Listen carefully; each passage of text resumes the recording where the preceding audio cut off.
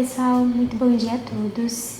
Hoje o nosso encontro é para tratar sobre um tema que tem sido cada vez mais frequente aqui no nosso escritório, que são sobre as multas ambientais. O que o produtor deve fazer quando recebe uma autuação em sua propriedade? É um tema que tem sido cada vez mais frequente, aparecido com cada vez mais relevância aqui no nosso dia a dia. E hoje a nossa intenção é trazer um alerta estratégico, E ao mesmo tempo uma visão prática de todo o processo administrativo ambiental, sobre prevenção, regularização e como é a defesa administrativa nesses casos, que envolvem produtores rurais, proprietários de imóveis, empresários do agronegócio e, de modo geral, várias pessoas que tratam, de situações como essa. E por que esse tema é um tema tão urgente? Com o aumento das tecnologias e com a facilidade de fiscalização, muitas vezes os autos de infração eles estão sendo lavrados sem a visita presencial na área, pelo uso de imagens de satélite, por exemplo.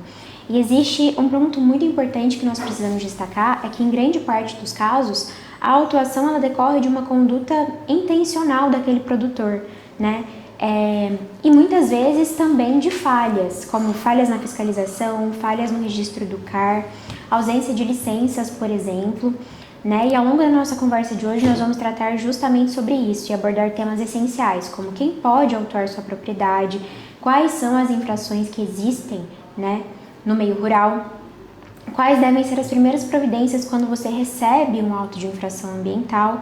E para isso hoje eu conto com a presença do Dr. Antônio, que é sócio fundador aqui do escritório. Bem-vindo, doutor. Bom dia a todos que nos assistem pelos nossos canais. Estamos aqui hoje com mais um conteúdo que pode lhe trazer grande proveito. Exatamente. Bom, e para iniciarmos e nivelarmos o nosso conhecimento, é um tema que tem aparecido com cada vez mais relevância e frequência aqui.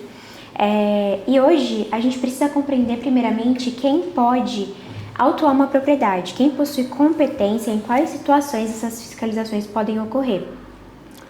Como a gente vai ver ao longo da nossa conversa de hoje, existe a competência para aplicar as sanções, E essa competência, na verdade, ela é compartilhada entre a União, os estados, o Distrito Federal e os municípios. E a repartição das atribuições, ela está estabelecida na Lei Complementar 140 de 2011. Então, nesse sentido, doutor, o senhor poderia nos explicar melhor como que essa atuação ocorre na prática e em quais situações uma propriedade rural pode ser objeto de fiscalização e eventual autuação? Sim.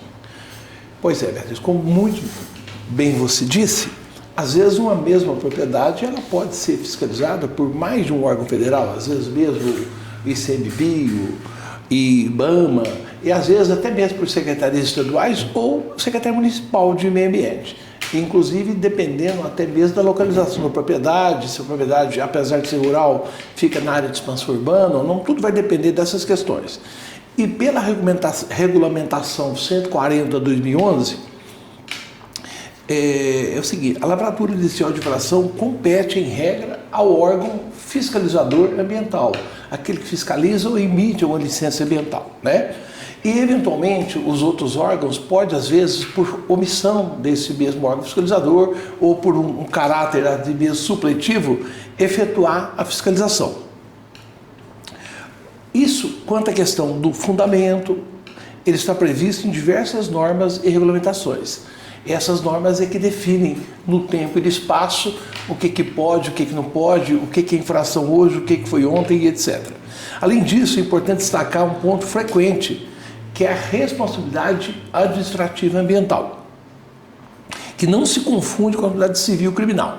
Porque, de repente, um auto de infração ela pode gerar circunstâncias diversas e resultados diversos. Uma infração ambiental pecuniária, que você repara aquele dano ambiental, e até mesmo uma infração no aspecto penal para o caso do infrator, que isso pode se converter eventualmente em pena de serviço à comunidade, etc. Exatamente. Portanto, essa estratégia de defesa é fundamental para uma análise de um auto. Sim. A defesa ela tem que ser feita de uma forma muito integrada, né? Justamente pelas esferas de responsabilidade. Por isso que é fundamental que a gente evite manifestações apresentadas na esfera administrativa que possam prejudicar, por exemplo, a estratégia do autuado nas demais esferas, né?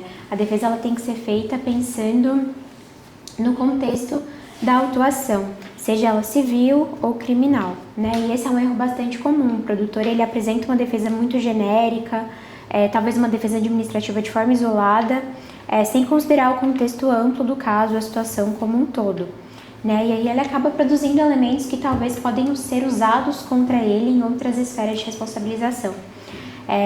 Então, aproveitando ainda esse gancho sobre a multiplicidade, né, dos órgãos fiscalizadores e das normas aplicáveis ao direito ambiental, eu acho que é importante que a gente traga essa discussão para a realidade prática, né, para aquilo que efetivamente chega no escritório no nosso dia a dia. Então, quais são as infrações mais comuns no âmbito do meio rural e quais são aquelas que concentram a maior parte, né, das autuações?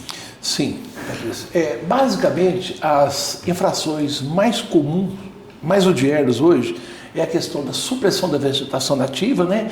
Quando o proprietário ele intervém em áreas de APP, área de reserva legal, suprime vegetação antiga, e isso é o mais comum existente.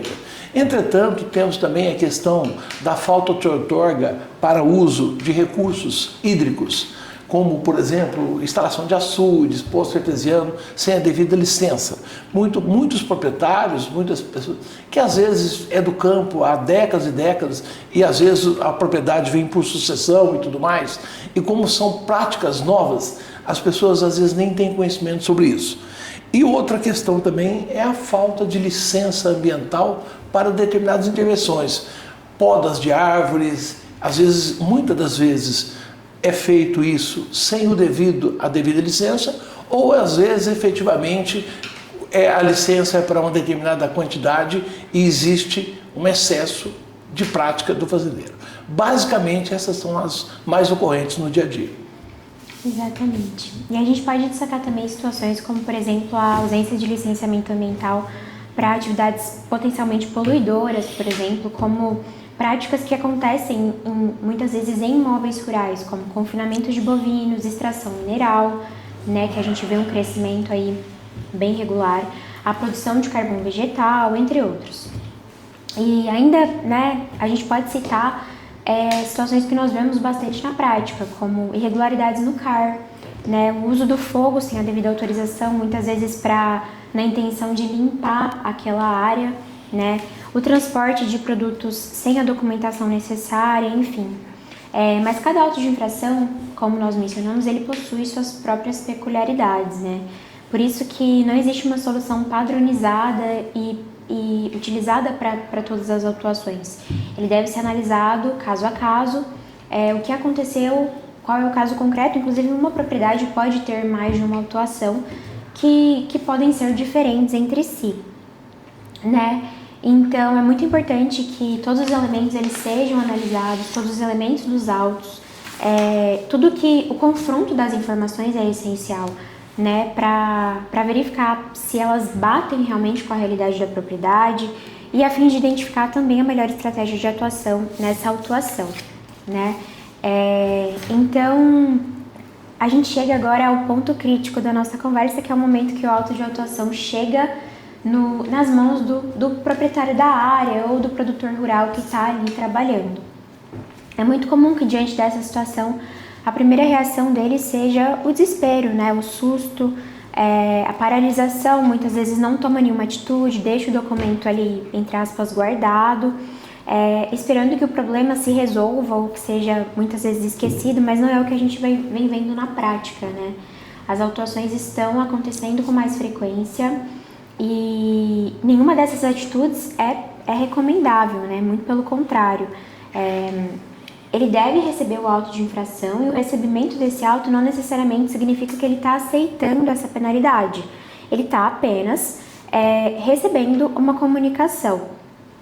E o processo administrativo, ele garante ao autuado o direito ao contraditório e ampla defesa, né, previsto inclusive na Constituição. Então, permite a apresentação de documentos, de laudo pericial, provas, argumentos técnicos, que serão muitas vezes produzidos por uma pessoa especializada e que vai trazer elementos jurídicos capazes, né, de demonstrar a regularidade do imóvel ou da atividade que está ali acontecendo, né.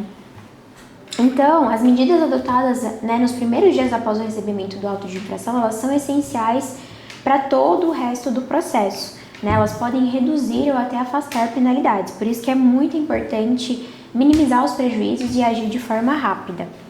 Por isso, doutor, quais devem ser as primeiras providências de quem recebe um auto de infração ambiental?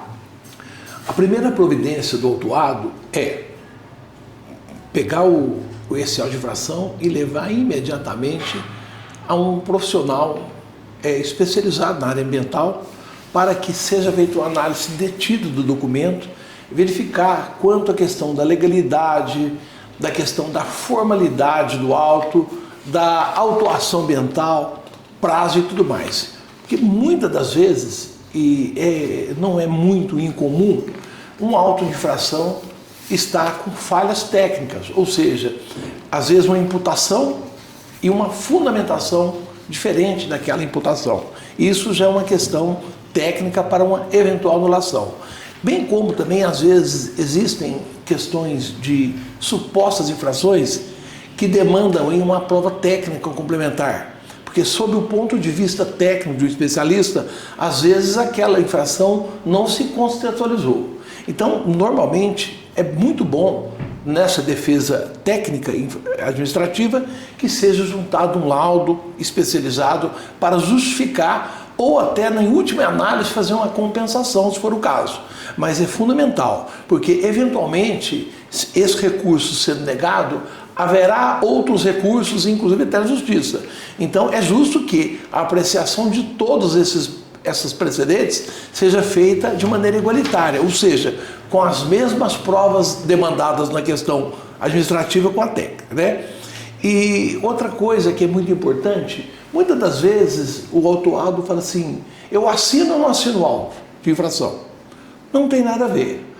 O fato de você assinar o auto de infração não significa a sua anuência com aquele auto. Significa que você respeitou a função do servidor público que efetuou, você não deve obstacularizar o ato dele, você deve ser gentil, receber aquele auto e tomar as providências de contrapartida, que é exatamente um direito constitucional que você tem. Mas, enfim, essa orientação da urgência e da providência é fundamental para que seja bem sucedida uma defesa. Exatamente, é um ponto muito importante, porque é um questionamento que nós recebemos com recorrência, né? Eu recebi o auto, significa que eu concordei com o que eu fui autuado? E não necessariamente, tá? Então, dando continuidade, uma vez realizada essa primeira análise do auto de infração, do que está nele contido, o produtor ele passa a integrar um procedimento formal, né, que é o processo administrativo, e ele é um processo que possui regras específicas, né, etapas próprias e prazos também a serem cumpridos, como qualquer outro. Então, após a ciência do auto, o autuado ele tem um prazo, né, de apresentação de defesa administrativa. Muitas vezes é marcado uma audiência ali com o órgão ambiental que fez a fiscalização. E caso necessário, caso ele não concorde, ele pode também apresentar recurso, né? Então, por isso, a atenção aos prazos ela é muito importante, né? E é justamente esse o perigo de ficar parado, né? Receber o auto e não tomar nenhuma providência.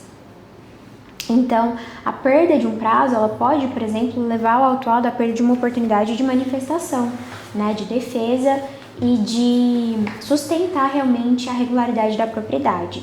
Então, quanto também ao conteúdo, né, da defesa, que para que ela seja eficaz, ela deve reunir pilares jurídico e técnico, como o senhor bem colocou, né? A análise da competência do órgão, por exemplo, se ele tem competência para fiscalizar, para autuar, para estar ali naquela área da sua propriedade é muito importante, eventuais vícios, como o senhor também falou, e o enquadramento da infração, né? Muitas vezes não é incomum que a gente encontre autos que possuem erros assim gritantes e que muitas vezes o proprietário da área, por não ter o conhecimento necessário, não consegue enxergar, né?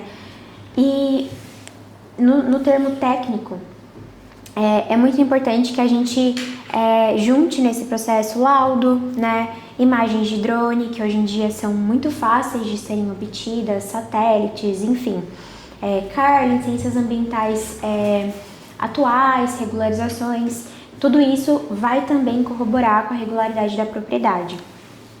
Então, uma defesa eficiente, ela precisa unir esses dois aspectos, né? Tanto jurídico quanto técnico. E nesse sentido também considerar a boa-fé, né? Boa-fé do proprietário, a boa-fé da pessoa que está ali naquela área que foi autuada e a iniciativa de regularização da situação. Muitas vezes, se realmente existe a irregularidade, como o senhor mencionou, tentar uma compensação nesse sentido.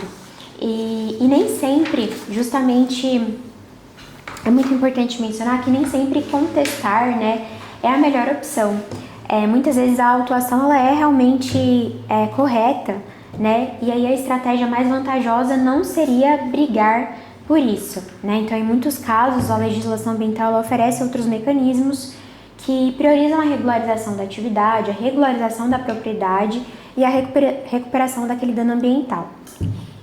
E nesse sentido, doutor, quais são essas alternativas de recomposição da área, né? E como saber quando vale mais a pena negociar ou litigar no sentido de discutir essa infração?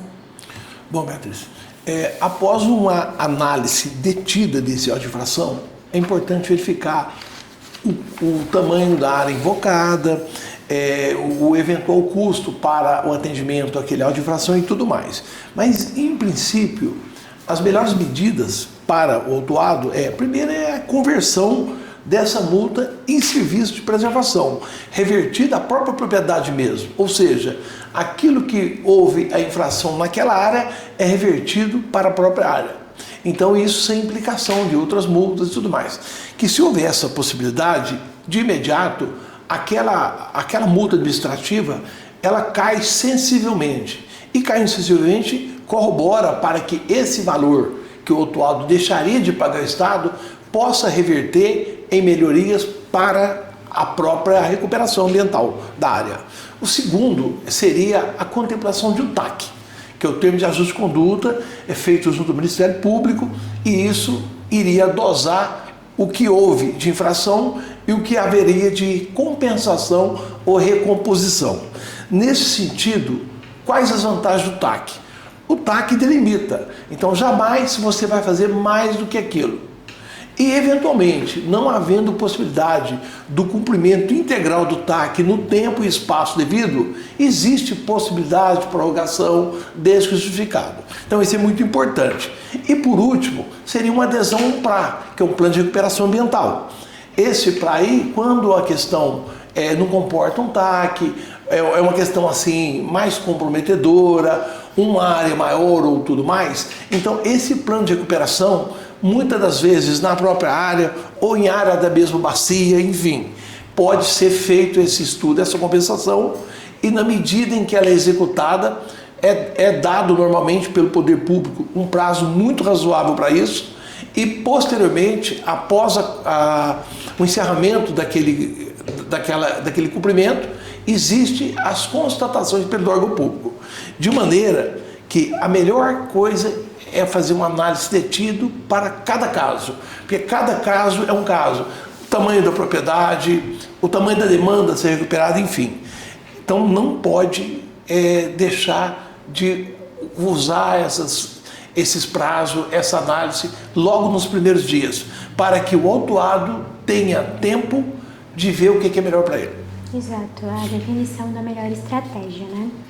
E para caminharmos para o encerramento da nossa conversa de hoje, é muito importante que a gente trate também sobre os efeitos indiretos desse auto de infração, né? Muita gente olha para o auto de infração e enxerga realmente a questão financeira, a multa, somente o valor ali que vai ter que ser pago, e muitas vezes o efeito dessa autuação ambiental é muito além disso, né? muito além da penalidade financeira, que na maioria dos casos, na verdade, é o menor deles. Então, a existência de pendências perante os órgãos ambientais, por exemplo, pode gerar ao proprietário da área, ao produtor que está ali atuando, enfim, inúmeros resultados, né, como a inscrição em dívida ativa, a dificultar a obtenção de crédito, né, perante bancos, instituições financeiras, enfim, dificultar a obtenção de certidões de regularidade, né, frequentemente que são exigidas por financiamentos, contratos, operações societárias, etc. E, inclusive, impedir a continuidade da exploração econômica ali naquela área que foi autuada, né? Porque muitas vezes aquilo gera um embargo da área. Então, ele acaba tendo uma produção que talvez esteja vigente, interrompida, podendo, obviamente, causar inúmeros prejuízos, inclusive financeiros muito maiores do que a própria multa que foi colocada no auto. E também dificultar a venda daquele imóvel, né? Se for o caso, se ele estiver, por exemplo, negociando, é muito difícil que uma pessoa vá querer adquirir uma propriedade que já vem aí com um problema, né? Entre aspas. Então, tratar a autuação de forma rápida e estratégica é essencial, não apenas para reduzir essa multa, mas também para preservar a segurança jurídica, a atividade que está ali sendo exercida, né, e o patrimônio daquele proprietário rural. E já que a gente falou tanto aqui sobre como reagir, né, vamos fechar a nossa conversa de hoje com o que realmente evita o problema, né? Doutor, quais são as recomendações essenciais para prevenir e enfrentar essas autuações? Olha, Beatriz, a gente foi falado muitas coisas aqui, muitas oportunidades do autuado e tudo mais, mas basicamente a gente poderia dividir isso em 6 providências. A primeira delas é manter em dia a documentação oficial da propriedade, como o CAR, como as licenças, as outorgas e tudo. E todas as intervenções que forem praticadas através de licença, documentar isso através de foto do tempo e do espaço. Porque, obviamente, aquilo pode ser um dia investigado ou constatado. A segunda, fazer avaliações periódicas da área. Ou seja, verificar se nas intervenções existe alguma área de cerrado, alguma área que outrora pode ser demandada para um plantio e de repente pode ter que ser suprimido, se é viável, se não é. A terceira é agir imediatamente após a atuação. O imediatismo é fundamental, porque normalmente os prazos são curtos para defesas ambientais. Às vezes o profissional do direito que vai fazer defesa, ele não só depende de conhecimento da legislação, mas ele depende também de um compêndio da prova técnica que faz parte integrante da sua defesa, e principalmente aquela prova técnica, ela vai se eternizar no conjunto de provas e atitudes do direito ambiental para uma eventual ação, alguma ação judicial. A quarta é analisar o auto de infração, as suas condições intrínsecas e extrínsecas, ver as formalidades, fundamentação, eventual falha técnica para poder tirar algum proveito disso.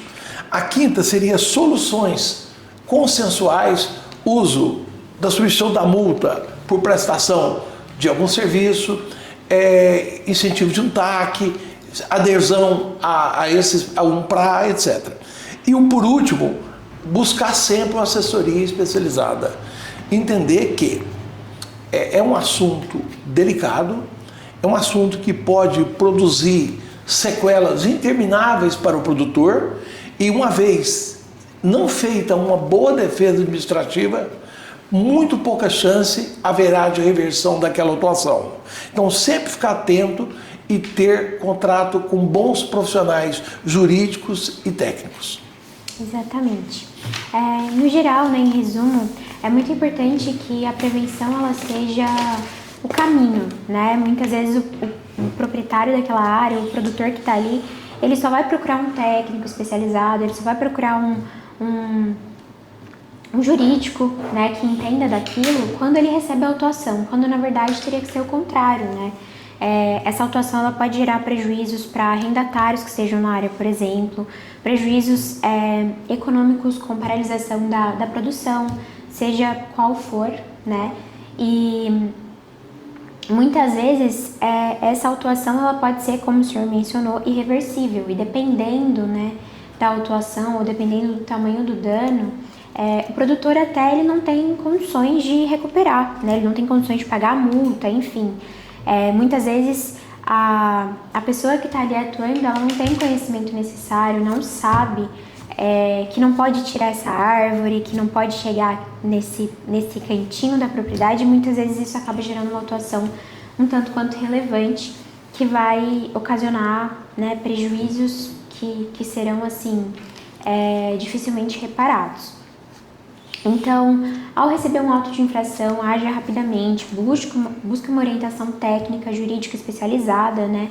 Isso faz toda a diferença para a proteção do patrimônio mesmo, né, doutor? E para encerrarmos, eu gostaria de agradecer a presença do senhor no nosso bate-papo de hoje. Agradeço também a todos que nos acompanharam, todos que assistiram, todos que ficaram até o final. Espero que tenha contribuído bastante para o conhecimento de todos e ajudado quem está passando por isso, né? Se sua propriedade ainda não tem uma estrutura sólida de gestão ambiental, com a documentação atualizada, licenças, regularizações, outorgas em dia, ou se você já recebeu um auto de infração, né, e não sabe por onde começar, um jurídico especializado é o melhor caminho e é a recomendação, né? É o melhor parceiro para esse acompanhamento. A prevenção ambiental é o melhor investimento para a segurança da sua propriedade. Eu lembro que esse e muitos outros vídeos estão disponíveis aqui no nosso canal do YouTube. Convido vocês a assistirem, nós temos diversos conteúdos.